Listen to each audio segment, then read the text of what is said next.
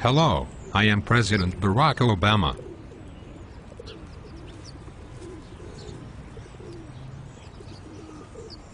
Hello, I am Abraham Lincoln. Today, we are going to talk about how George Washington's presidency impacted the nation. How did he impact the nation? George Washington was the first president of the United States. The people believed that George would make a good president because he had been a general for the Revolutionary War and he was a great leader. Therefore, he became the president. I also know a little bit about George Washington.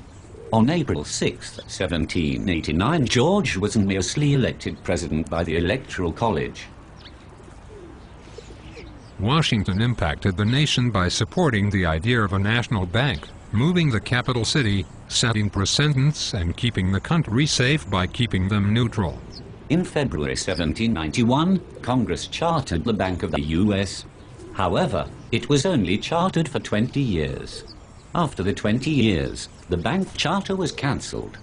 The North wanted the South's money to pay off war debt and the South wanted a central capital. New York City became the first capital city under the Constitution.